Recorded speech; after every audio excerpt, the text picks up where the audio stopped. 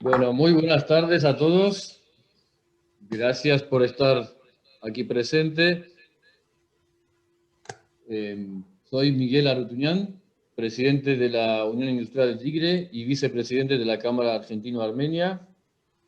Bueno, tenemos el placer nuevamente de compartir con ustedes la charla de hoy en nuestro segundo ciclo.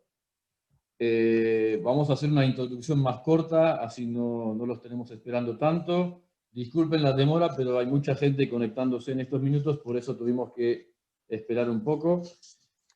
Antes de pasar la palabra a María, quiero comentarles, porque si no me voy a olvidar, quiero agradecer a Lilian Gobet de la Cámara Argentino-Armenia, a María y a Nadia de la Unión de Tigre, por la organización del evento, también a Juan y a Cristian de Edelflex, que están brindando el soporte técnico para que todo fluya bien. Después de la charla vamos a tener la posibilidad de compartir la grabación con ustedes y una vez terminada la presentación de ambos expositores, tenemos la oportunidad de espacios de preguntas. Así que bueno, también pueden mandarnos por chat sus preguntas adelantadamente o bien lo hacen durante la charla. Bueno, ahora le paso la palabra a María Carrasco para que presente a los auspiciantes de la Unión Industrial de Tigre. Adelante, María. Muchísimas gracias, Miguel, y vamos a comenzar la presentación de los auspiciantes que posibilitan la realización de estos encuentros. Iniciamos con el sponsoreo platino. Parestalle cuenta con laboratorios de análisis clínicos, medioambientales, análisis de alimentos, análisis genómicos, agropecuarios, bancos de células madres y un servicio de investigación y desarrollo en biotecnología. Fue el primero en certificar el sistema de gestión de la calidad bajo normas ISO 9001 a nivel nacional. A causa de la pandemia por coronavirus, comenzó a brindar un servicio de testeo por PCR para la prevención de COVID-19. Parestalle abrió una nueva oficina comercial en Tigre y posee un laboratorio móvil para brindar sus servicios de hisopado al personal de las empresas ubicadas en el AMBA. Dusen SRL es una empresa argentina comprometida con la calidad, precio y servicio. Cuenta con planta de elaboración propia en el partido de Tigre y en la provincia de Salta, en las cuales procesa y muele especies y semillas. Edelflex, líder en sistemas de intercambio de calor, diseño y construcción de plantas llave en mano para manejo de fluidos, para industria de biotecnología, farmacéutica, alimenticia, cosmética y química, con filiales en México y en Uruguay. Sponsoreos Oro, Lentax, fabricantes de reductores y motorreductores de velocidad. Desarrollan su propio diseño de equipos bajo un sistema de control de patrones rigurosamente calibrados. Sanitarios y electrobombas argentinos. Soluciones integradas al asesoramiento y gestión de sanitarios, bombas, piscinas, griferías, termotanques, riego y calefacción. Furman, asesores de seguros. Operan con más de 14 aseguradoras para brindar el mejor servicio de asesoramiento y análisis de riesgos integrales en la industria y en el comercio. Lapsa, lubricantes de alta performance. Ofrecen soluciones de tecnología en lubricantes para todo tipo de industrias. PAT Group provee equipamiento para la industria farmacéutica, ingeniería y construcción. Sponsoreos corporativos. Cucina Vela, diseño y tecnología en amoblamientos de cocina. Rosy Jabasit, bandas y cintas transportadoras. Grúas Queco, alquiler y servicios de grúas y camiones. Tercian Seguros, servicio de asesoramiento en seguros. Auto Tigre, concesionario oficial de Chevrolet. Rosy Diseño, diseño y producción, branding corporativo. Y agradecemos especialmente a Carlos Rossi el desarrollo, el diseño en imagen de los eventos especiales de la Unión Industrial de Tigre y la Cámara Argentino-Armenia. Muchas gracias, Miguel. Feliz voz.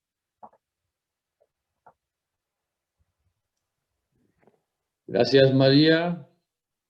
Bueno, habíamos acordado esta vez hacerlo más corto, así que decidimos no presentar las actividades de la Cámara Argentino-Armenia ni Unión Industrial de Tigre. Paso directamente a presentar a los sponsors de la Cámara Argentino-Armenia. Bueno, sponsor platino, Sueño Fueguino, fabricante líder de sábanas con multimarca, siendo Danubio la marca de mayor trayectoria y reconocimiento en el mercado. A lo de Edelflex solo agrego que contamos con todas las disciplinas de la ingeniería de proyectos, proceso, mecánica eléctrica, con fuerte foco en innovación e industria 4.0. Pasamos a los sponsors oro. Ricoltex, una empresa textil radicada en la provincia de La Rioja, con más de 60 años de industria, especializada en la fabricación de artículos de punto. Brinda calidad y servicio a todos sus clientes, proveedores y personal. En la materia de seguros tenemos a Risk Group Argentina, broker independiente de seguros y reaseguros de Argentina, brinda soluciones y respuestas calificadas a necesidades corporativas individuales mediante plataformas innovadoras y productos personalizados. Risk Group, además, es el representante exclusivo de la red de Arthur Gallagher, de Gallagher Global Network para Argentina, Uruguay y Paraguay.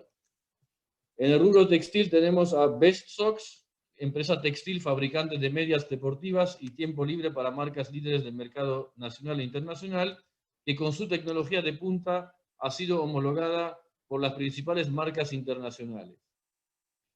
Un Gallery representa artistas jóvenes y artistas consagrados que exponen sus cuadros, fotografías, videos e instalaciones, así como también brinda asesoramiento personalizado a cada cliente o coleccionista. Pasamos a nuestros sponsors corporativos. En el rubro de indumentaria tenemos a Casa Ari y a G3. Tenemos también a Avedis, que es fabricante de gases industriales y de sistemas completos para hospitales.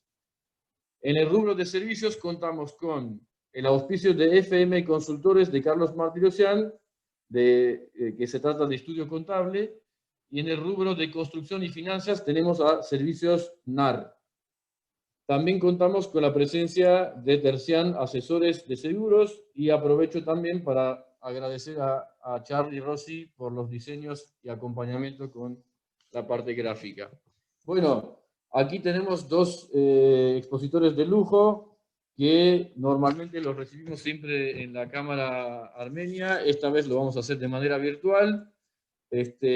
Así que bueno, voy a presentar muy brevemente a Augusto Darjet y también a Claudio Kuchovicki, y luego paso la palabra a nuestro presidente de la Cámara Argentina-Armenia. Bueno, Augusto Darjet, presidente y socio fundador de Silver Cloud Advisors, agente asesor global de inversión, MBA con especialización en finanzas, Pacific Western University, ex CEO de ABN AMRO Securities Argentina y en Capital Markets Argentina, sociedad de bolsa. Ex revisor de cuentas titular de la Bolsa de Comercio de Buenos Aires.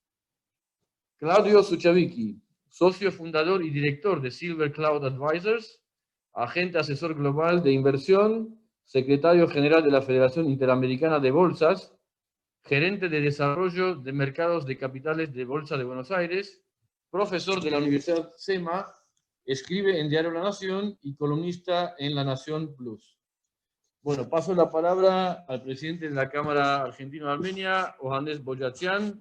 Adelante, Onik. Muchas gracias.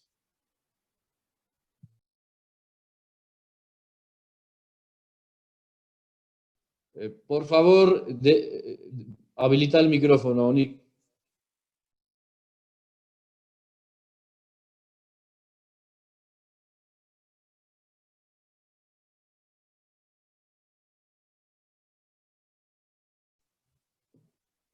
Hola. Hola. Ahora te escuchamos. Adelante. Bueno, quiero darle la bienvenida a todos a esta segunda charla de nuestro segundo ciclo, dedicada a dar un servicio a todos nuestros socios de asesoramiento en este momento tan complicado que nos toca vivir en la Argentina y en el mundo. Quiero agradecer especialmente a los dos oradores de hoy, que son especialistas, los mejores en cada uno en su materia, por aceptar acompañarnos. Y quiero pedirle a Augusto Darjet pasarle la palabra y que él empiece la charla. Muchísimas gracias.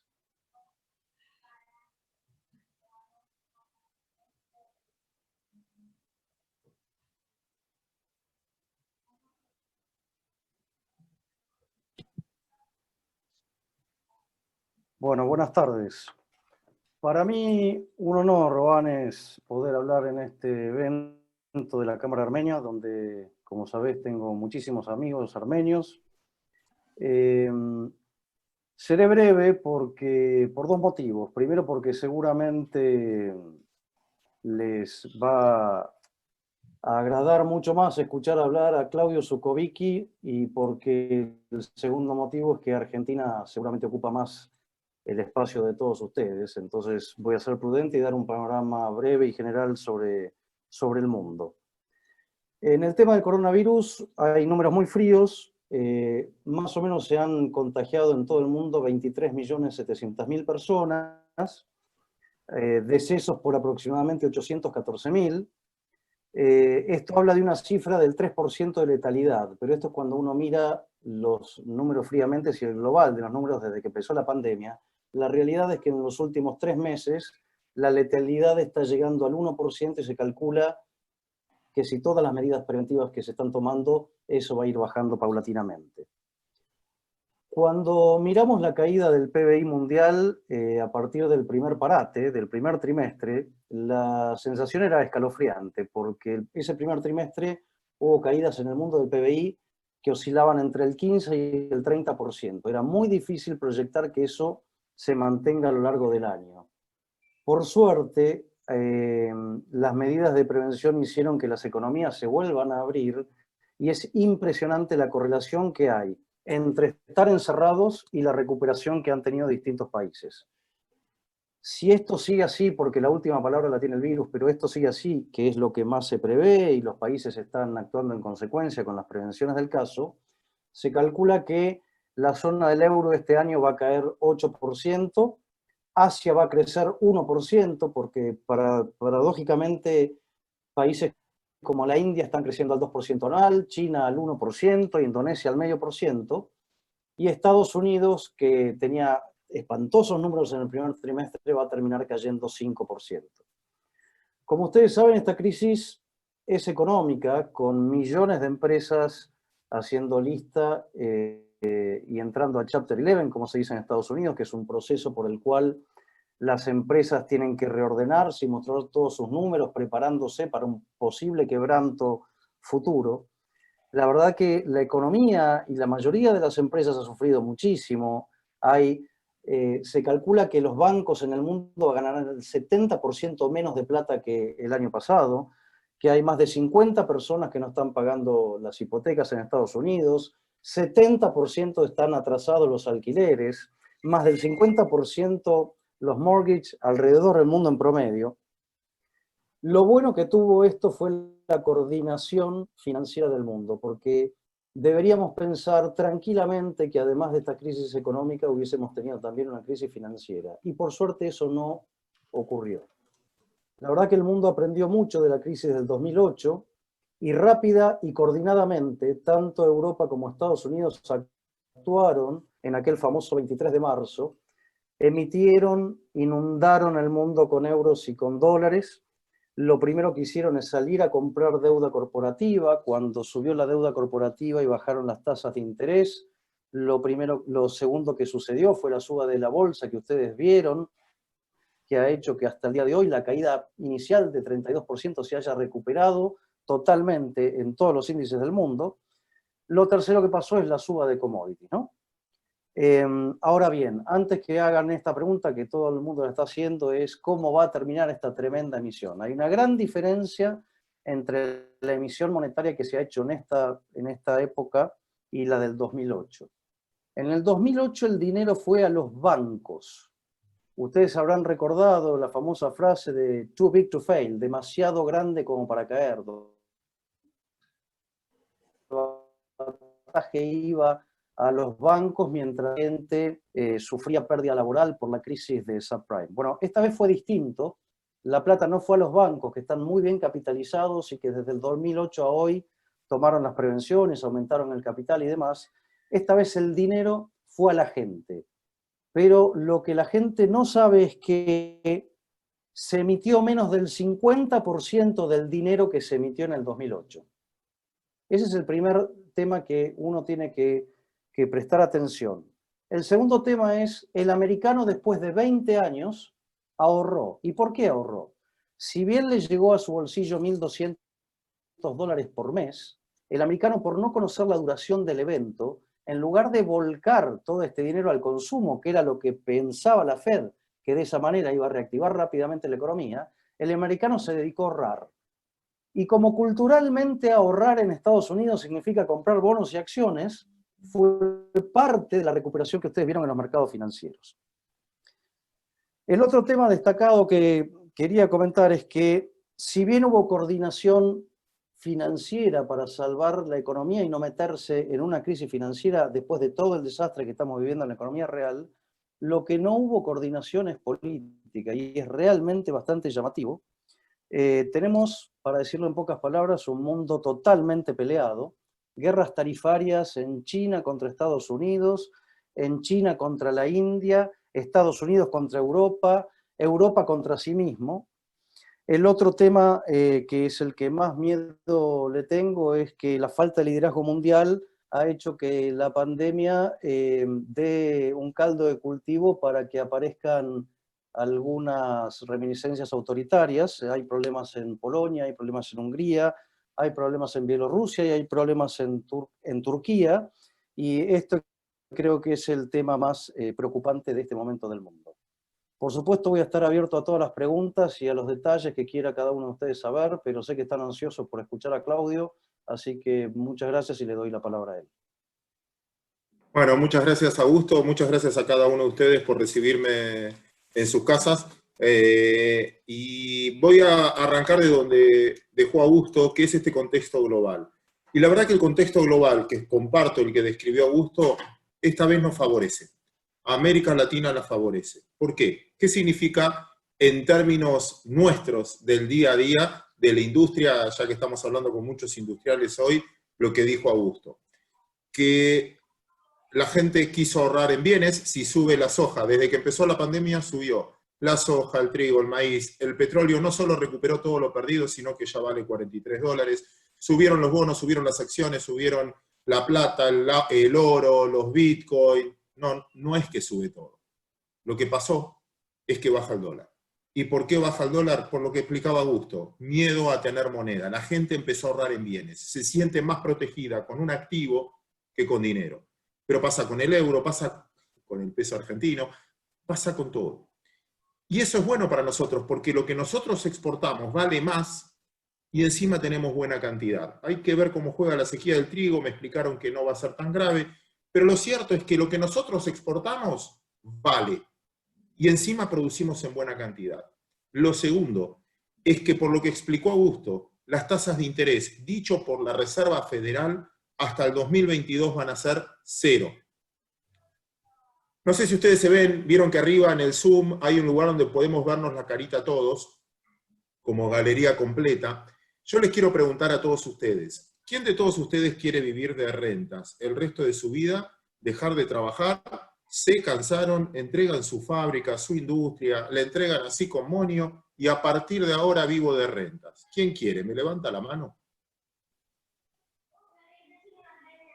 Che, las dos manos no, una sola, tampoco. Está bueno. Miguel está desesperado, era un chiste. Bueno, olvídense, amigos, olvídense, no van a poder. Vamos a tener que seguir la búsqueda. Nosotros nos dedicamos a las finanzas hace mucho tiempo. Y viene Miguel y me dice, Claudio, te doy 50 lucas, ¿me la manejás? No sé qué decirte, che. Si querés seguridad, tenés que pagarme. Un bono sueco, un bono americano, dentro de comisiones te queda 0. ¿Querés correr riesgos? Y mira, el 86% de los bonos del mundo rinden menos del 2% anual. Solo el 3% de los bonos del mundo, esto es dato, solo el 3% de los bonos del mundo rinden más del 5%. Ahí tenemos de Egipto, tenemos del Líbano, tenemos de Irak, tenemos de Venezuela, tenemos de Ucrania, tenemos de Argentina, y me queda uno más. ¿Quieren comprarse unos bonitos de esos? Rinden más del 5%. No, bueno, sigamos laburando. No nos va a quedar otra que laburar. Y esto para nosotros no es una mala noticia. Repito, el costo de oportunidad del dinero es muy bajo, y hay un apetito un poco más a la producción. Por eso lo hacen los bancos centrales, para eso lo hacen. Bajan la tasa de interés a tasa negativa para que la gente no ahorre dinero, consuma. En algunos lados lo logra, en otros no. Vamos a la Argentina. No importa lo que piense yo ni Augusto, ni Oanes, ni Miguel, ni todos los auspiciantes de acá. Porque la verdad no importa lo que nosotros pensemos. Acá el que tiene la Montblanc es otro. Vamos a tratar de pensar lo que piensa el gobierno en términos de, y esto es, acá sí estoy especulando y no represento a nadie, es opinión personal, de lo que creo que pueden llegar a ser. Argentina es un país que tiene un alto déficit fiscal. Hace mucho tiempo. ¿Qué es déficit fiscal? Que se gasta más de lo que se ingresa. Algunos de los que está acá es médico. No se asuste, no vamos a... Alguien que me levante la manito que es médico, familia de médicos. Son todos extras que vinieron para quedar bien con... Voy a jugar con un ejemplo. Para todos nosotros, el dolor es horrible. Que te duela algo es horrible. Para un médico que a vos te duela algo, es buenísimo. Pero no por lo que va a facturar, sino porque es la señal, el síntoma en el que se da cuenta qué es lo que te está pasando. Te duele la cabeza, una tomografía computada. Te duele el brazo, bueno, ahora tenés tos, tenés gripe, bueno, será otra señal. Dicho esto, en economía es igual. La tasa de interés, el tipo de cambio y la inflación es solo el dolor, no es la enfermedad. La enfermedad es el déficit fiscal. Gasto más de lo que me ingresa. Si vendo las reservas, se me escapa el dólar. Si la financio tomando deuda, solo lo tiro para adelante. Después llega el adelante y tengo el problema, que es lo que nos pasó ahora. Si lo financio emitiendo, tarde o temprano, hay más pesos por menos cantidad de producción. Pregunta a todos ustedes. Usemos sentido común para entender lo que va a pasar. Argentina, ¿estamos todos de acuerdo que tiene un déficit fiscal enorme? ¿Gasta más de lo que le ingresa? ¿Alguien tiene dudas? ¿No? ¿Alguien cree que va a dejar de gastar más de lo que le ingresa? Perfecto, estamos de acuerdo. El déficit fiscal va a seguir. ¿Cómo lo vamos a financiar? ¿Emitiendo deuda? ¿Alguno de ustedes compra bonos argentinos hoy? Estamos para colocar bonos argentinos después del default. ¿Alguien quiere? No. ¿Tenemos reserva para vender? ¿Vamos a bajar el gasto? ¿Los políticos van a bajar el gasto? Si suben impuestos, ¿pagamos más o evadimos más? Sube la economía informal. Nunca vi un auditorio que estemos tan de acuerdo. ¿Qué van a hacer entonces? ¿Qué les queda hacer?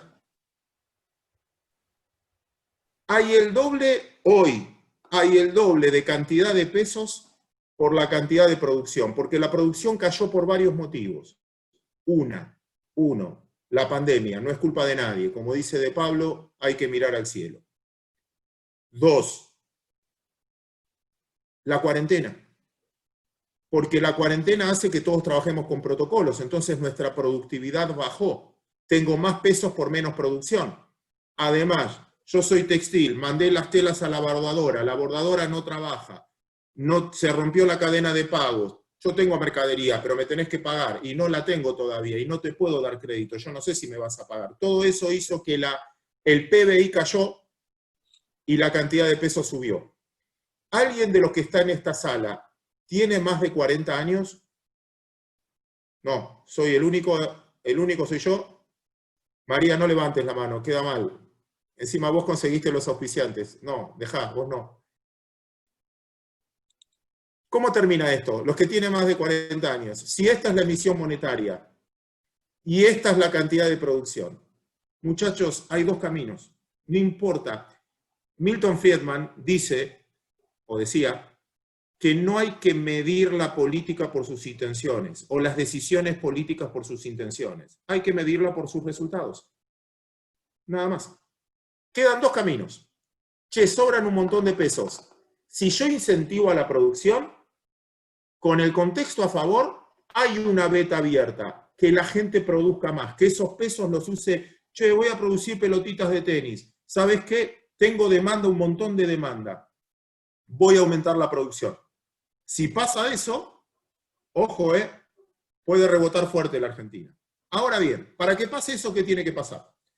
Me tocó por charlas con Augusto, dar un montón de charlas, por suerte, todavía nos contratan en un montón de empresas. Les digo, para no dar nombres, le doy factor común de la mayoría. No hay stock. Googleen ahora, quieran cambiar el celular. Quieran cambiar la computadora. Compren inodoros. Vayan a cambiar el auto. No hay. No hay. Che, qué bueno, ¿tenés demanda? Sí, la verdad que levantó, pero como dejé de producir mucho tiempo me quedé sin stock y al principio tuve tanto miedo que me desestoqueé. Desestoquear es vender tus ahorros. El que vivimos del sueldo, ahorramos y vendemos los dólares, pero el que tiene un comercio, una industria, ahorra en bienes y se descapitaliza cuando vende su stock. ¿Qué hizo? Vendió el stock. Y ahora, y estoy algo desestoqueado, che, y no tengo mucho crédito como para estoquearme rápido. Bueno, qué buena oportunidad para producir. Dale, producí. ¿Te parece, Claudio, con esta ley de trabajo? ¿Con este régimen laboral? ¿Te parece? Doble indemnización, no puedo echar la ley. ¿Viste la ley de teletrabajo? ¿A vos te dan ganas de tomar gente? No. ¿Sabes qué? Horas extras, en todo caso. Y ¿sabes qué? La fábrica la trabajo por la mitad. Y el costo es mayor, porque me subió el costo, porque, bueno, el protocolo, por suerte hay que hacerlo, por suerte nos dejan trabajar, pero hay que subir. No sé si voy a invertir en estas condiciones. Entonces, fabrico 300 pulóveres, me demandan 400. ¿Qué hago? Y esa es la decisión. ¿Aumento la producción? ¿O les digo, muchachos, ustedes quieren 400 y yo solo tengo 300? ¿Qué hacemos? Ajustamos vía precio. Ese es el riesgo. Precio y desabastecimiento, de que yo no pueda conseguir lo que necesito conseguir para producción. Entonces el camino es binario. Si Argentina apuesta por la producción, Argentina tiene ventajas. Es barata hoy la Argentina. Si la Argentina sigue queriendo el Estado administrar todo, diciendo yo, denme la plata a mí que yo recaudo mejor, a este nivel de gastos, Argentina no es viable. A estos precios, Argentina todavía no es barata. Porque, repito, para producir tengo que tener incentivos para hacerlo. Con esta ley laboral es muy difícil. Con este régimen fiscal, ingresos brutos en cada lugar que voy, bienes personales, bla, bla, bla, bla, bla, no les tengo nada que explicar a ustedes. Ustedes tienen mucho más calle que todos nosotros. Y ese es el punto decisorio. No es una decisión económica, es una decisión política. En ese contexto, juro, yo soy de los que se equivocó en el último proceso, y la Cámara lo sabe muy bien, de la última vez que compartimos una cena, le erré en el escenario. ¿Por qué? O sea, yo tuve una visión más optimista de lo que terminó pasando. Y cuando me analizo por qué me equivoqué, me pasa siempre lo mismo. Es un error típico, que es confundir lo que quiero que pase con lo que puede pasar. Si uno mira la lógica, diría, no, no lo van a hacer. Es lógico que no lo van a hacer. ¿Te parece hacer lo que están haciendo? Me tocó escribir un artículo, perdón que sea autorreferencial, lo decía al principio, y yo lo llamé esto efecto Cobra, que es un trabajo, algo que pasó, es para ponerle color. Efecto Cobra es que esto pasó en Nueva Delhi, había un montón de cobras venenosas. Entonces, el gobierno decidió darle una recompensa a aquellos que traían cobras muertas. El pueblo muy emprendedor empezó a ingeniárselas, convivían con cobras y llevaban, hasta que en la ciudad no quedaron cobras. Ganaron un montón de plata en recompensa y era plata fácil para ellos. Y no quisieron resistirse a dejar de ganar plata. ¿Qué hicieron? Empezaron a criar cobras en sus casas. Cuando eran grandes las mataban y se las enviaban de nuevo. ¿Qué encontró el gobierno? Que seguía pagando altas recompensas aunque no había cobras en la calle. Sospechó algo. Entonces, ¿qué dijo? Lógico, dejo de pagar recompensas. ¿Qué hizo el pueblo? Lógico, bueno, entonces las cobras no tienen valor, las libero a la calle. ¿Qué terminó pasando? Gastaron un montón de guita y encima hay el doble de cobras. Eso es un efecto contrario. Y esto están haciendo hasta ahora. La ley de teletrabajo, la ley de indemnización, la ley de góndolas, la ley de alquileres. Tienen buenas intenciones, pero el resultado fue el cepo cambiario, el más controles al que compra. Todas esas regulaciones, lo que termina pasando es que aleja la inversión. Y muchachos, los que tenemos muchos años ya, sabemos que consumo sin inversión es desabastecimiento. El consumo reactiva de corto plazo, pero a la larga, sin inversión, no hay stock. Sin stock nos matamos por lo que hay. Sin stock empieza la economía informal. Yo de chiquito, en Mar del Plata, yo soy marplatense, iba al cine, me enseñaron a decirle al de la butaca, che, ¿hay entradas? No, no hay más. Empezás a poner caras, dale, conseguime. Bueno, si hay un precio más, lo conseguís. Entonces hoy van a buscar un auto, no hay. Bueno, pero si pago, pagás un poquito más, esperame un cachito. Corre en la cortina, aparece un auto, justo me quedó este. Pero el precio de lista va a ser este. Entonces, cierro y nos escuchamos ahora en preguntas y respuestas. Dólar oficial. No importa lo que pienso yo. El gobierno cree que la emisión monetaria no es una fuente de inflación, que la fuente de inflación es una devaluación brusca, como pasó en el 75, 82, 89, 2002. Entonces no quiero una devaluación. Pero no hay dólares a 70, no importa. Hoy, por ejemplo, se conoció el superávit comercial del mes. Hubo 1.300 millones de dólares de superávit. ¿Qué dice el gobierno? Chango, ¿cuánto entraron hoy? 1.300 palos. Bueno, a ver, Leo, Rosa, ¿qué querés? Importar celulares para vender por Mercado Libre. No, Leo, olvídate, afuera. Miguel, Sebastián, Chia, ahí te tengo en él. ¿Qué querés importar? Computadoras. No, olvídate. Félix, Claudio García, ¿qué querés importar? No, necesito una maquinaria que con esto voy a tomar 2 empleados. Sí, Félix, dale. ¿Cuánto necesitas? 100. Y ahí hasta que llegan a 1.200. Ya lo vimos. Entonces, lo van a administrar. Yo no esperaría una mega devaluación del dólar oficial. Sí lo están llevando prolijamente una devaluación del 3,5% mensual, una tasa de interés del 3% mensual y una inflación que va a ser difícil de calcular. Cierro con esto. Para mí no es que va a haber hiper ni un golpe inflacionario, porque, a ver, inflación, si yo agarro cualquier fábrica de ustedes, en Tigre, donde sea, y le voy a decir, muchachos, ¿cómo es su estructura de costos? Mira, yo produzco estos controles. ¿Y cómo es tu costo? ¿1/3 es dólar? Bueno, te va a subir al 3% mensual. ¿1/3 es salario? Bueno, lo tenemos semi-controlado, no hay tanta puja salarial, la gente tiene miedo de perder el empleo. Y 1/3 es servicios. No, las tarifas te las congelo. Y la inflación también se forma por un montón de variables. Por ejemplo, hay un montón de ítems. Cine. ¿Cuál es el precio del cine? No sé. No hay cine. Bueno, último. Precio de la peluca. No sé, no hay. Entonces, el indicador no va a ser tan alto, aunque la sensación térmica nuestra sea mucho más alta. Y no es que te estén mintiendo, sino cómo está armado. Moraleja, el contexto externo juega a favor.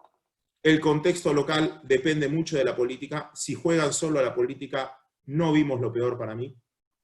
No vimos lo peor. Hasta que Argentina se hace muy barata. Y cuando se hace muy barata, nace la avaricia y ahí uno arriesga igual, aunque sea riesgoso. Y si Argentina hace el cambio, uno ve que empieza a querer hacer reformas laborales para las construcciones nuevas, incentivan la construcción, incentivan el turismo interno, incentivan ciertas industrias. Bueno, uno puede decir, che, Argentina puede pegar la vuelta. Juro que no tengo la respuesta y tengo miedo de equivocarme de vuelta, de confundirme con falso optimismo.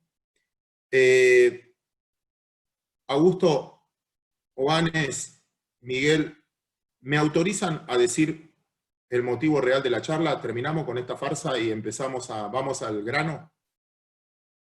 Muchachos, le contamos por qué estamos acá con Augusto. Todo esto era un tiempo compartido, una charla para contarles un poquito. En realidad con Augusto tenemos que vender un auto, es un Mercedes-Benz modelo 2019, impecable estado, 3.000 kilómetros, espectacular, lo tenemos que vender. Y nos dijo Vanes que este es un auditorio, y Miguel nos dijeron que este es un auditorio muy pudiente, y que seguramente lo iban a poder comprar. Bueno, lo vendo. ¿Quién lo compra? Y quizás todos ustedes me digan, Claudio, no, con la seguridad, con el problema de inseguridad, pagar más de patente, más de bienes personales, olvídate, Claudio, ni loco te lo compro. Pero lo vendo por $2.000 y todos se van a tirar encima y me van a decir, dámelo, después veo qué hago. Hay un momento donde el precio va a seducir. ¿Qué es lo que pasó históricamente en la Argentina? Hay un precio donde licúan el gasto público, hay un precio donde licúan las jubilaciones, ¿qué es lo que está pasando? Hay un precio donde licúan. Y ahí aparece alguien con plata, con poca plata, y dice, bueno, me llevo todo. y ahí arranca de nuevo. Repito, y no tengo la respuesta, no sé, Augusto, te dejo la última palabra. Si Argentina apuesta por la producción, tenemos una ventana abierta. Ahí alguien me recordaba en el chat las 60 medidas que anunciaron hace no sé cuántas 60 días. No es solo anunciar, no es solo anunciar, es tener la credibilidad de que lo vas a ejecutar. Yo puedo anunciar un montón de cosas, pero lo voy a poder implementar. Tengo la fuerza, me creen o lo que fuera. Por eso acá nos queda grande la charla y quizás ustedes saben más porque es más política que economía. Augusto, ¿querés cerrar con alguna conclusión, algo que haya dicho que no te gustó, que querés corregir? No, ya que mencionaste a Juan Carlos, dos frases de él. La primera es que, como siempre, la economía es expectativa, no es realidad. Y cuando la gente está deprimida, tiene que acordarse que las expectativas en economía se cambian en 1 minuto y medio. Esa es una realidad. La otra cuestión es que acá sí hay que pensar un poco más. El caballo de Menem no era mismo que el caballo de la Rúa, con lo cual lo más importante en economía es saber la cabeza, ¿no? Porque podés hacer desfilar a los ministros más brillantes que si la cabeza no tiene un rumbo determinado, no va a servir de mucho. Nada, los dejo pensando y estamos abiertos a las preguntas que quieran hacer. Bueno, muchísimas gracias, Augusto, muchísimas gracias, Claudio. Bueno, tenemos algunas preguntas que nos han llegado desde el día de ayer. O sea, la gente fue previsora, así que en parte esto se contestó, pero voy a leer. ¿Cómo se ve el panorama para las pequeñas empresas y comercio? ¿Cuál es la mejor alternativa de inversión en este contexto? ¿Y cuáles son las opciones para quienes tienen bonos reperfilados? Bárbaro, tomo, después Augusto te dejo. Igual, menos mal, la respuesta ayer era distinta que hoy. ¿Querés que te conteste la de ayer porque la pregunta fue ayer? ¿O te contesto la de hoy y la de mañana no sabemos, obviamente? Es vieja la pregunta ya, ¿no? Y aparte creo que la venimos haciendo hace 70 años. Para mí, en lo personal, que me gusta la micro, creo que va a venir algo muy desigual, completamente desigual. Va a haber actividades que van a funcionar muy bien. Repito, porque el mismo gobierno cree, proveedoras de la construcción, seguramente va a haber blanqueo ahí, va a haber algún mecanismo que haga que la gente se saque los pesos de encima y quiera, no sé, porque el metro de construcción es barato construir y el proveedor siempre gana. O sea, cuando alguien construye no sabe si va a ganar. El que va a ganar es el que vende los espejos, los vidrios y eso. Me parece que va a haber mucha rotación en la tecnología. Obviamente esto vino para quedarse. Se va a descentralizar la Argentina, como todos los países del mundo está pasando. El centro, ya ir al centro y perder 2 horas, muchas oficinas se van a abrir en distintos lugares. No sé, la bolsa va a abrir en distintos lugares para que la gente esté cerca, no trabaje desde la casa por la ley de teletrabajo y venga una oficina mucho más chiquita. Eso va a descentralizar, va a haber nuevos centros. Los Zoom de los edificios, los salones de usos múltiples se van a ir convirtiendo en coworking o en business center para que la gente trabaje desde el lugar y vaya 1 vez por semana, 2 veces por semana. Va a haber cambios y va a haber movimientos, porque repito, no hay alternativa. ¿Qué hago con pesos hoy? Y con pesos yo te voy a decir estoqueate, porque la verdad, una de las maneras de estoquearte es comprar dólares. En ese proceso tenés que ir al dólar blue, pero si tenés plata blanca es más difícil, tenés que ir al contado con liquidación. Desde ese punto de vista yo creo que va a ser muy desigual. Va a haber sectores que van a arrancar y a sectores que no van a volver. Simplemente les va a costar mucho más. Samuelson, Premio Nobel de Economía, decía que no hay peor dolor que el soportable. No hay peor dolor que el soportable. ¿Por qué es soportable? Entonces uno no cambia. Y hay cambios que uno va a tener que hacer porque el mundo cambió. No por la pandemia, aceleró esos cambios en la pandemia. Y yo creo, en mi escala de valores, yo soy más cortoplacista en esto, creo que de corto plazo un refugio de valor es el dólar oficial. Todo lo que sea dólar oficial no vale 72. La gente hace cola para comprar $200 a 101 y quizás los limiten. ¿Y qué es dólares a 70? El que importa, el que compra bienes que ajusta por dólar o 70 o activos que ajusten por dólar linked se llama. Segundo será la inflación y la tasa de interés, y por último, de corto plazo, el dólar blue, el dólar oficial, esperando que Argentina reactive algo. por lo que decía Marcón de Pont, no hay espacio. La economía informal creció un montón. Hoy la economía informal es más grande que la economía formal. Ese es el riesgo. Tenemos dólar blue, cuarentena blue, tenemos todo blue, o sea, hay todo blue. Eso significa que cuanto más impuestos me ponen, más sale afuera. Augusto, que no sé si querés agregar No, algo. creo que contestaste. No. Bueno, muchas gracias, Claudio. Justo te iba a preguntar si la inversión de bonos Dollar Linked era todavía atractivo. Bueno, ya lo contestaste. Quería consultarte lo siguiente. En tu artículo decía esta frase que me quedó grabada, que decía: el que seduce convence y el que obliga espanta. Entonces, en este contexto donde hace miles de años está claro que la emisión genera inflación, en los libros más primitivos de economía que el gobierno niega, ¿qué tendría que hacer el gobierno para generar esa credibilidad que vos decís que no hay, que por lo menos mínimamente genere cierta confianza en que uno pueda invertir algo, no digo todo, algo en esta Argentina tan compleja?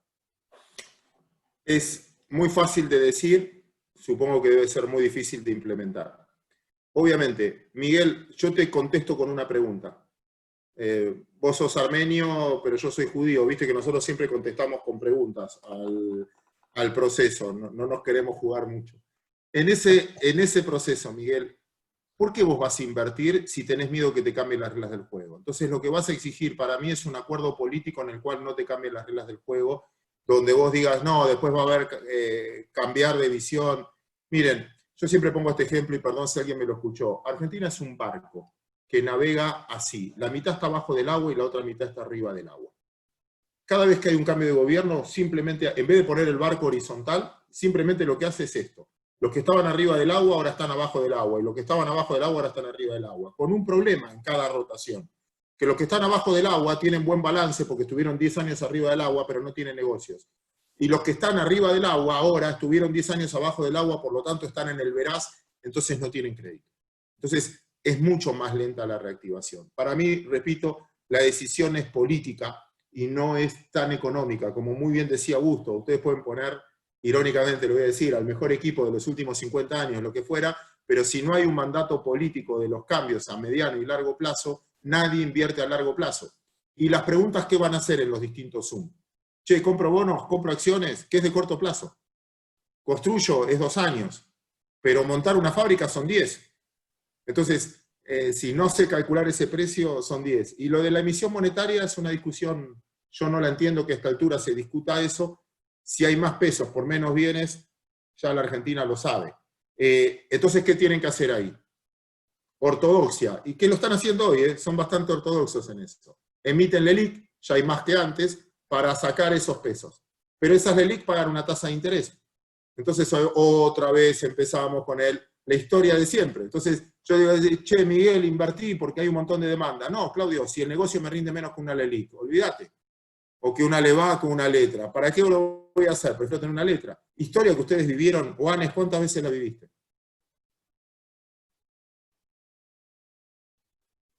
Tal cual.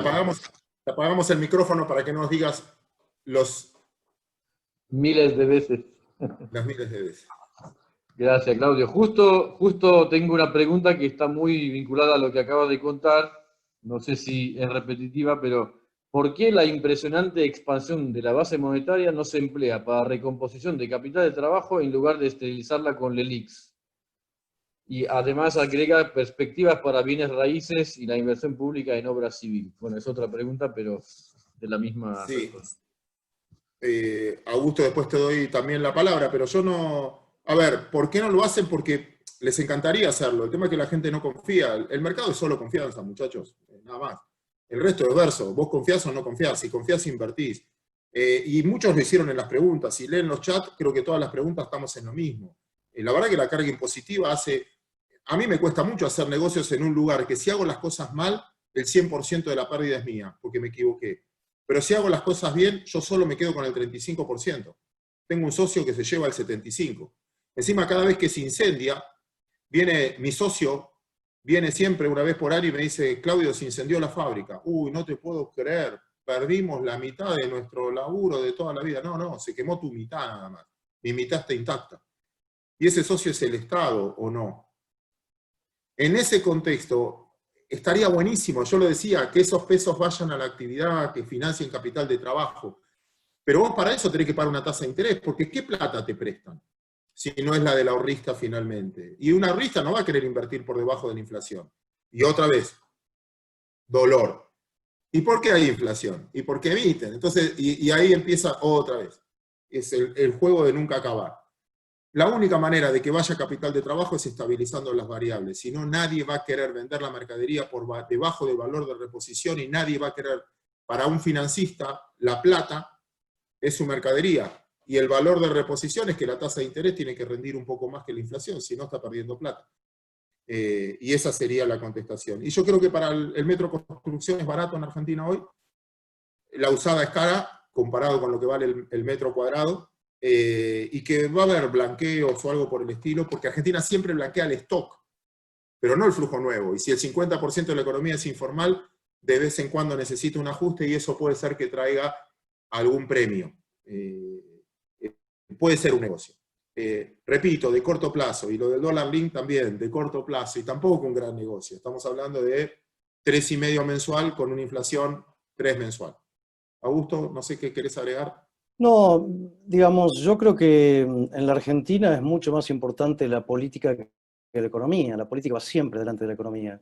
Y en la Argentina hay un gran problema político, y eso está claro, ¿no? Dentro del partido gobernante tenés dos alas y un presidente que se muestra como un equilibrista, que toma una decisión al día y al día siguiente quizás la contradice, con lo cual me parece que justamente como la economía además es confianza y es perspectiva y es esperanza y no es realidad, lo primero que necesitas es un speech muy focalizado en inversión, en derechos, en propiedad, cosa que el ONIC de este país decida comprar más máquinas, tomar más gente y demás. Mientras no haya un tema de confianza y de expectativas, yo creo que la verdad lo que creo es que prefiero no seguir hablando, Claudio, porque hasta ahora venimos tan bien que no quiero que todos se vayan amargados a sus casas.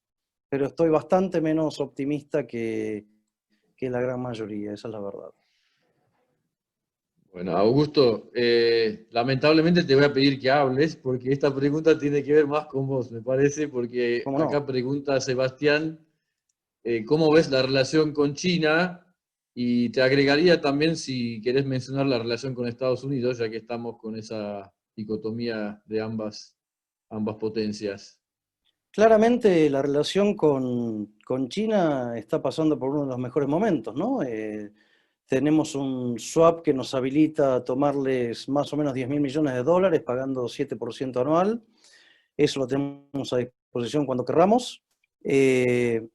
Tenemos con Estados Unidos, está clarísimo, todavía no iniciamos las charlas para arreglar la deuda con el Fondo Monetario Internacional, tampoco estamos votando a favor para que la presidencia del BID sea un candidato americano. Está claro que Argentina sigue con estos ensayos, pero estos ensayos son históricos porque los argentinos somos pendulares y solamente reaccionamos en situaciones muy límites, ¿no? Recuerden la época de Alfonsín, donde queríamos hacer la tercera ola y renovábamos los créditos con Cuba. Después pasamos por Menem, donde éramos los alumnos privilegiados del fondo y los más occidentalizados de Occidente y del mundo desarrollado. Tuvimos a la Rúa, que digamos no tuvo tiempo más o menos de manifestarse, pero me imagino que iba a seguir con la misma relación con Occidente. Después viene el kirchnerismo, donde invitamos a Fidel Castro, que estuvo 4 horas cortando Figueroa Alcorta en la Facultad de Derecho. Quemamos la bandera americana, estuvimos con Evo y Ortega y todos los bolivarianos en la Argentina quemando el Tratado de Alca. Después vino como Juan Pablo II, Papa que más viajó por el mundo, viajó por todo Occidente tratando de abrir puertas, y ahora nuevamente estamos con este tipo de cuestiones de extrañar a Evo Morales de su momento. Con lo cual Argentina es pendular, Argentina es muy pacífica, pero Argentina políticamente llega un momento que no aguanta. Ustedes recuerden cuando la hiperinflación de Alfonsín, que no pudo terminar su mandato, que llegó con hiperinflación, con desabastecimiento, con tremenda pobreza, en default, vino un riojano que había sido profundamente estatista y dirigista, con casi el 85% de la población en su provincia viviendo del Estado, con poncho, pelo largos y patillas, llegó y dijo, ¿y ahora para dónde voy? Y ahora no te queda otra que terminar con la inflación porque el argentino no quiere esto, el argentino quiere bajar el déficit, el argentino quiere empresas privatizadas porque le gusta la luz, el gas y el teléfono, con lo cual, como bien dice Rosendo Fraga, el político argentino cambia rápidamente de ideología, de lo que no cambia es de forma de ser. Entonces tuvimos durante 10 años privatizaciones, convertibilidad, inflación tendiendo a cero y demás, hasta que el argentino pendular nuevamente se hartó. Entonces fuimos contra las multinacionales, apoyamos la estatización de YPF, fuimos nuevamente con los bolivarianos, bueno, y ahora nos toca vivir esta. Y yo creo que somos tan pendulares que lamentablemente quizás nos pegamos la piña de nuevo y en el 2021 estamos reclamando que termine la inflación, que abramos nuestra economía al mundo, que bajemos los impuestos. Con lo cual, si quieren, soy negativo de corto plazo, soy positivo de mediano y largo plazo, y por alguna razón desconocida deberíamos ir todos a terapia, porque no entiendo el motivo por el cual somos todos tan pendulares en la Argentina. Gracias, Augusto. Bueno, acá para Claudio, entiendo que debes haber traído tu bola de cristal, porque preguntan del precio del dólar a fin de año. Y te agrego una segunda, que ¿cómo ves el desarrollo del sector de biotecnología y de tecnología de informática, ¿no? En este contexto? Por favor, habilitar el micrófono de Claudio. Siempre hace lo mismo cuando le piden una cotización futura. A propósito, estaba habilitado, pero era una manera de escaparme de la pregunta. No, ¿me decís qué día exacto quieres saber el valor del dólar? 30 de diciembre.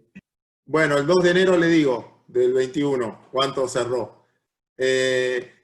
Nada, voy a hacer una aproximación porque ustedes me llamaron hoy para que me juegue, no le voy a... Va a valer más que ahora. Más que ahora. Y no, ni idea. La teoría es que se va a devaluar mínimo 4% mensual. O sea, ahora la inflación se va a acelerar un poquito. O sea, obviamente va a valer un poco más. Y la biotecnología, sí, sin duda. La gente quiere comer cada vez más sano. Cada vez le pone más genética y la pandemia lo demostró. Si uno mira las acciones que más subieron, tienen que ver con eso. Antes estaban de moda unas empresas que se llamaban FANGs, que son las tecnológicas. FANGs son Facebook, Apple, Amazon, Google.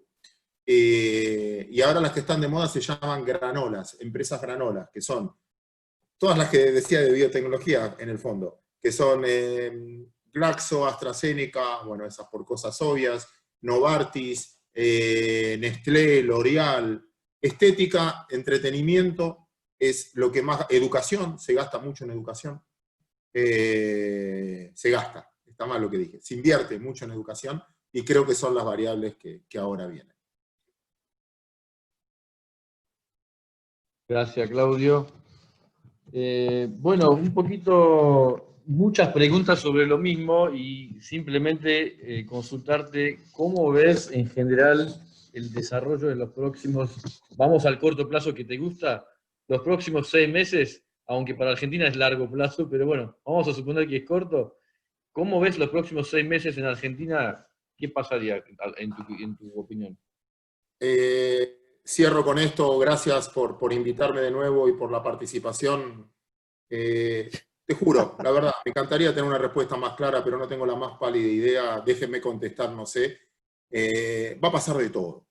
Todos sabemos que va a pasar de todo. Y rápido encima, como diría un amigo.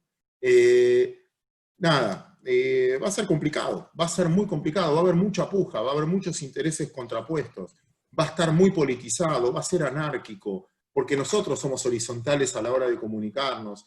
Va a ser complicado, es muy difícil, creo que lo decía Churchill, ¿no? Es muy difícil es fácil ganar una elección con el 50% de los votos, es muy difícil gobernar con el 50% en contra, pero no solo pasa en Argentina. Elecciones en Estados Unidos, en toda Latinoamérica tienen un proceso parecido. Es difícil construir cuando hay tanta división. Es como dos socios, Miguel, que vos tengas un socio, yo estoy para invertir plata en tu empresa, un socio quiere ir para un lado y el otro para el otro. Y yo los escucho pelearse, no, vamos para allá, no vamos para allá, no vamos para allá, vamos para allá, y lo que voy a decir es, arréglense, después vengo. Y yo creo que todavía estos 6 meses va a ser de mucha discusión y mucha anarquía. Gracias, Claudio. Hay una pregunta un poco larga. ¿Hay una posibilidad de que se pueda llegar a violentar de manera compulsiva y por tiempo indeterminado los derechos por las acreencias que existen no solo por parte de la deuda pública, sino por las deudas y contratos entre privados? Cosa que haría que nuestra moneda quedaría expuesta a una mínima expresión, incluso las acreencias de los bancos pueden tener con nosotros los privados. ¿Puede ocurrir un escenario así? Y si hay algún porcentaje de posibilidad, ¿qué debería hacer para poder minimizar el daño? En Argentina todo puede ocurrir, absolutamente todo puede ocurrir. Lo que pasa es que no hay timing para eso. Primero porque el nivel de depósitos en los bancos es muy pobre como para imaginarse algo por el estilo. Segundo porque hay elecciones en 1 año y medio. Entonces, acuérdense siempre que los préstamos que los privados han tomado y demás son contra los depósitos de la gente en los bancos. Lo que se ha aprobado en su momento, que lo inició el gobierno de cuando estaba Labaña, que hizo los famosos préstamos garantizados, diciéndole a los bancos que se quedaban con eso, y después Prat Gay, que cuando a los bancos le pedían los depósitos, el Banco Central les daba redescuento a los bancos, y macheaban, ¿se acuerdan la famosa palabra del matching? Era los bancos cobrando ese bono que ajustaba por ser contra los redescuentos del central, y ahí salvaron al sistema financiero y no hubo una nueva incautación de depósitos. En el corto plazo no lo veo. Lo que sí veo y me tiene muy preocupado es la no apertura de tribunales, porque los bancos siguen teniendo en su activo estos créditos que han otorgado, que hoy los tienen como performing, de un montón de empresas que están esperando que abra tribunales para hacer o convocatoria de acreedores o concurso preventivo. O sea, empresas que ya saben que no van a pagar hace 5 meses atrás y todavía tienen performing los bancos este crédito computándose. Entonces viene un momento muy difícil para los bancos, ni hablar, y no tocamos todavía el tema de las LELIQ, ¿no? que está arriba ya de la base monetaria y no sé cómo va a terminar esta historia. Pero yo creo que de los sectores más complicados en la economía argentina, los bancos deben estar primero. Amigos, yo los dejo con Augusto, pido 1000 disculpas que me tengo que bajar, pero nada, tengo justo un evento que no puedo postergar. 1000 disculpas a todos, igual se queda el que sabe. Preguntale a él cuánto va a valer el dólar a fin de año, a ver qué te dice. Muchas gracias, Claudio. Un placer. Un placer a todos, gracias. Chao, Claudio. Muchas gracias. Hasta la próxima. Bueno, Augusto, acá seguimos con algunas consultas. Exportaciones. ¿Qué pensás que habría que hacer en materia de exportaciones si el gobierno va a realmente impulsar algún plan más serio para financiar o apoyar las exportaciones en lugar de poner tasas de exportación como todavía se sigue pagando incluso la industria, no solamente bienes de origen agro, ¿no? ¿Qué pensás? Lo que yo creo, no, digamos, como dice muchas veces Claudio, no importa lo que nosotros pensemos, sino lo que creemos que haga el gobierno. Yo creo que el mundo ya demostró que justamente para incrementar tus exportaciones tenés que ser una persona que acepta las importaciones de los vecinos.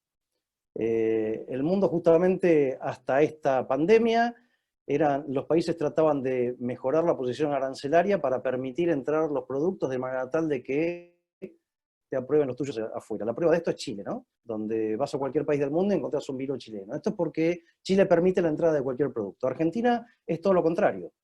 Argentina limita las importaciones y quiere que todo el mundo, o sea, quiere que el mundo compre nuestros productos y que el nos a nosotros. Entonces, a mí me parece que lo que estamos viendo de la balanza comercial positiva no es un incremento fabuloso de las exportaciones, sino creo que lo sea, sino que es caída de importaciones por la recesión que estamos teniendo. No veo a un no veo que el perfil del ministro sea un perfil de apertura ni de favorecer las exportaciones. Es mi opinión. Perfecto, gracias Augusto. Acá hay una pregunta respecto a todo lo que puede impactar en lo que es el índice de la pobreza en Argentina. Bueno, creo que queda un poco implícito, pero si podías comentarnos un poco qué es lo que vos opinás que puede pasar con post la situación actual respecto al aumento posible de la pobreza y deterioro de la situación de desequilibrio, de desigualdad, ¿no? Yo creo que en este contexto, con más déficit fiscal que el que teníamos el año pasado, duplicando la base monetaria con inflación, sin incentivos a la inversión, la pobreza va a seguir aumentando. Y la verdad es que es la gran deuda de la democracia, ¿no? Desde el 83 a hoy, los números de pobreza no paran de crecer, y me parece que justamente de esta forma, haciendo lo mismo como hacemos en los últimos 70 años, no hay posibilidad de dar vuelta a la situación. Vamos a estar cada vez peor. Bueno, te voy a hacer una pregunta para que trates de buscar algo positivo para inspirarnos un poco, Augusto. Es que estoy positivo, ¿eh? ¿Sí? Miguel, estoy positivo, claro, porque a mí me parece que es mucho más importante el bosque que el árbol. Entonces, de vuelta, si recordás que yo digo que los argentinos reaccionamos en situación límite, lo que quiero decirte es que tendríamos que esperar que este año y medio hasta las elecciones de octubre sea muy malo, y quizás en esa situación límite vamos a reaccionar y vamos a dar una vuelta de hoja. Esto ya ha pasado muchas veces en la historia argentina, con lo cual de fondo no soy negativo, al contrario. Perfecto, quedó clarísimo. De hecho, Claudio iba en esa misma dirección. Bueno, vos sabés que justo el ejemplo que te iba a dar tiene que ver con eso. Cuando Napoleón entra a Moscú en 1814, estaba muy poderoso y Rusia no tenía cómo hacerse frente al ejército francés. Entonces Kutuzov, que era el generalísimo ruso, lo que decide es retrocede y quema toda la ciudad, que en ese momento era toda de madera, ¿no? No existían edificaciones todavía de hormigón. Gracias a eso, se mataron de frío porque era impuro invierno y básicamente ganaron la batalla porque los franceses se morían de frío. Quiero decir como ejemplo de eso que vos decías recién. Se ve que hay que llevar a extremo para que reaccionemos y cambiemos algo, ¿no? Y bueno, quería un poco que dijeras algo más. ¿Qué más tenemos que hacer para que esto cambie? Es muy importante, de vuelta. Fíjense lo que siempre cuenta Juan Carlos sobre la época de Alfonsín. Lo primero que hizo es tomar a su amigo, Greenspan. Cuando la economía no levantaba y la inflación se aceleraba, se olvidó de sus amigos, lo trajo a su reel, que no era del palo del radicalismo, y creó el Plan Austral. Que ustedes me pueden decir, bueno, duró muy poco, Augusto, duró un año y medio, 2, no importa, lo que digo es cambió las expectativas rápidamente. Entonces yo no descarto ni que este gobierno, perdiendo muy mal las elecciones el año que viene, y escuchando a Rosendo que dice que de nuevo el político cambia rápidamente de ideología, para mantener el poder en el 2023, haga medidas totalmente opuestas a las actuales que, sin lugar a dudas, me parece que nos van a llevar a la decadencia absoluta. Y te voy a hacer un ejemplo más básico.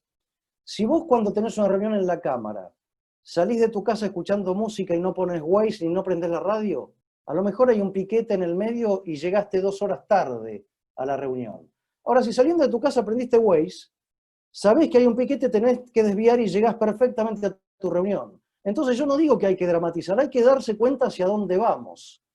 Y vamos en este escenario a más recesión, más pobreza, más devaluación, más inflación, y no hay que ser negativo diciendo, ¿sabes qué? Argentina nunca se termina suicidando, va a pegar la vuelta en un año y medio. O sea que eso es más o menos un resumen de lo que creo.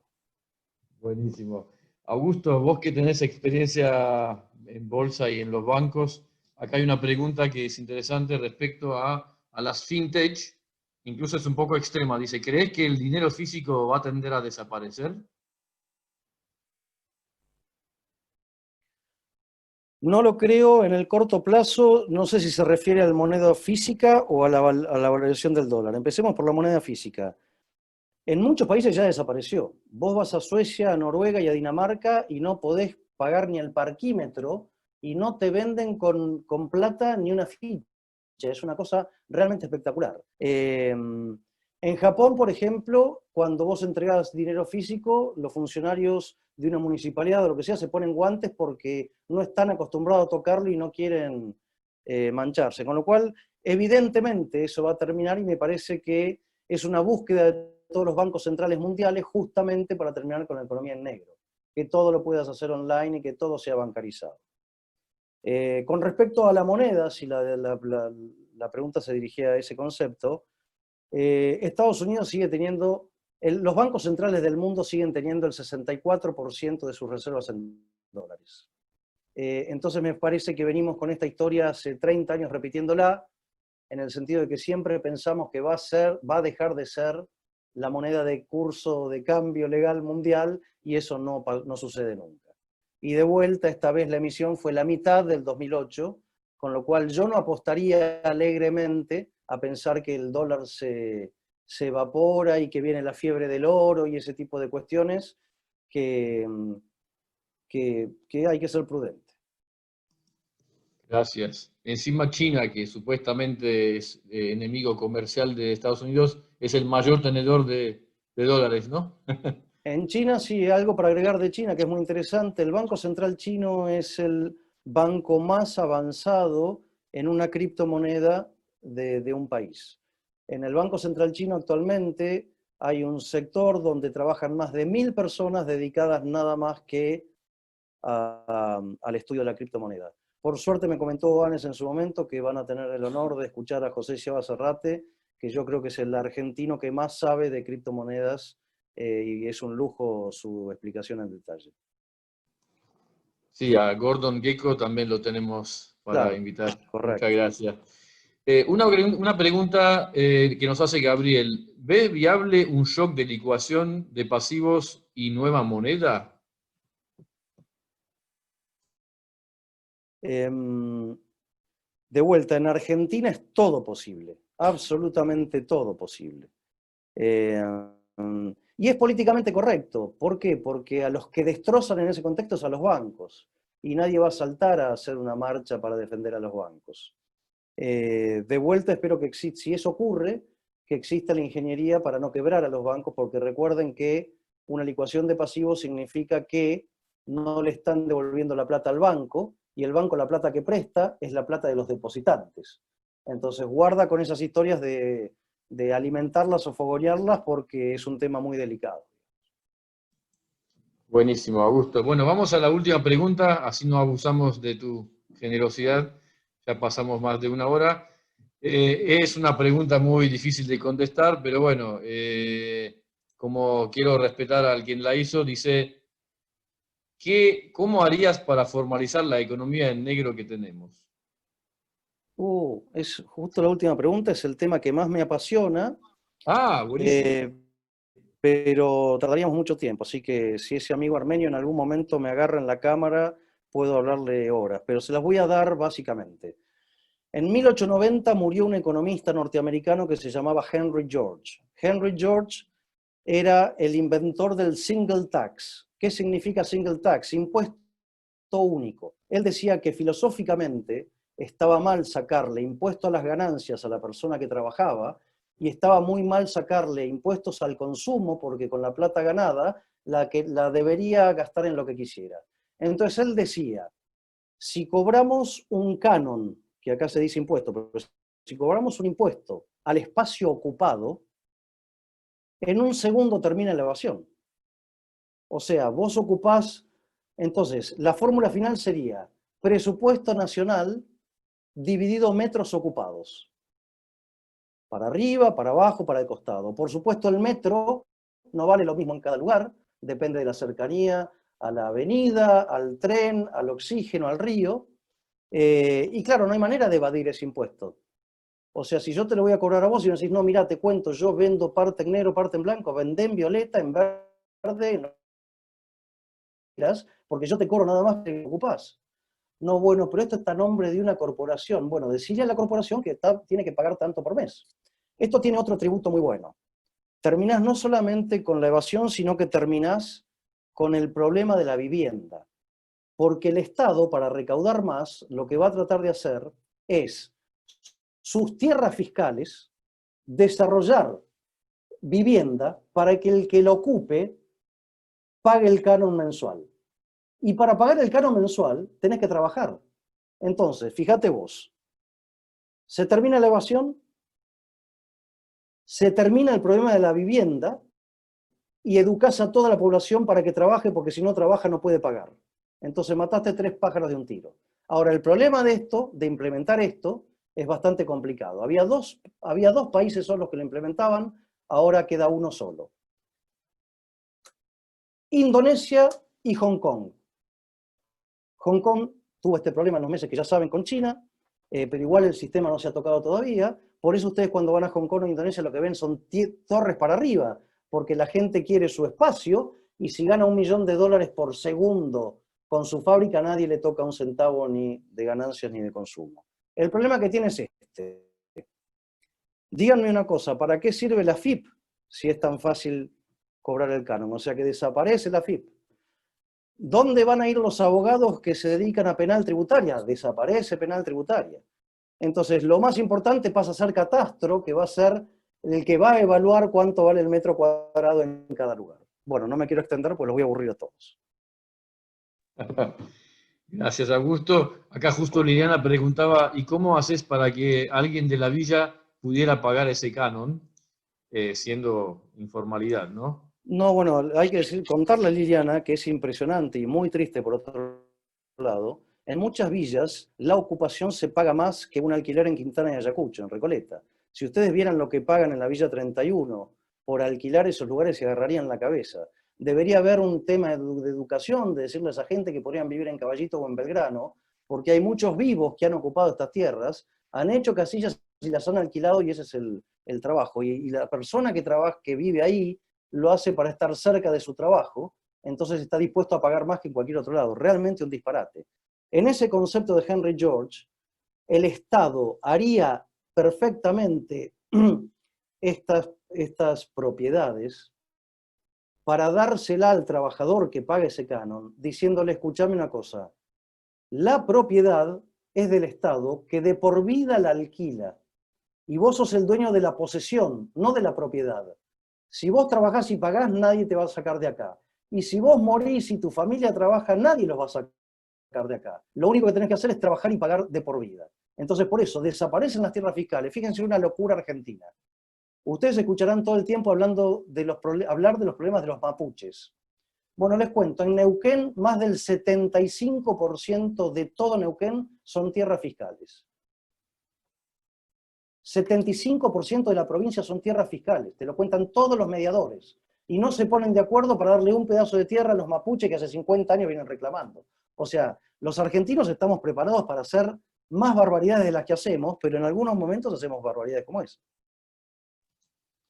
Bueno, como es tan buena tu idea sobre el canon de metro cuadrado, seguramente no va a prosperar.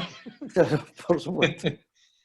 Bueno, Augusto, muchísimas gracias por tu exposición y por supuesto a Claudio también.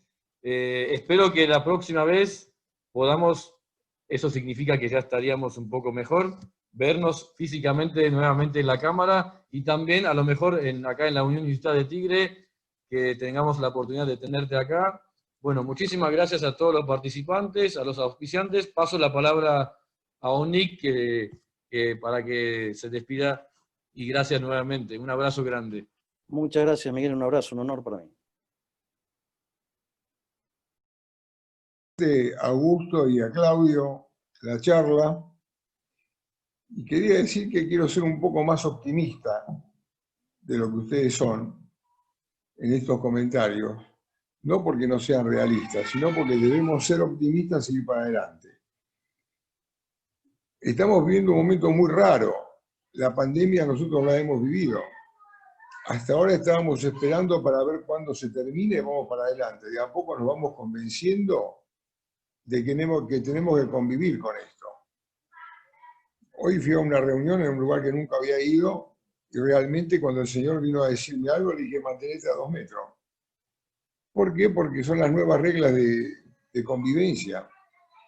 Y esta situación económica, que realmente yo no le veo muchas soluciones, porque el Estado no puede reaccionar desde mi punto de vista si no es vía emisión, bueno, si va a abrir la economía o va a permitir que a alguien que exporta más de lo que produce le va a dar un premio, Dios quiera.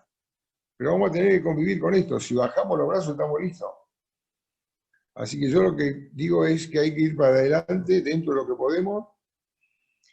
Quiero agradecer tus comentarios, Augusto, sobre todo esto último de la tierra, que me parece fantástico, pero es inaplicable. Me hizo acordar el impuesto a la renta normal potencial de la tierra que decía el amigo Cuello. Totalmente. Que el que no produce paga igual. Pero bueno, les agradezco muchísimo y mantengamos el optimismo un poco, si no estamos cocinados. Un gran abrazo a todos los que escuchan y un súper agradecimiento a Claudio y a Augusto por la charla. Muchísimas gracias. Un placer para mí, Iván. Muchas gracias a ustedes por escucharnos. Bueno, gracias a todos. Cerramos acá. Hasta el próximo encuentro. Cuídense mucho y sigan participando de las charlas. Abrazo para todos.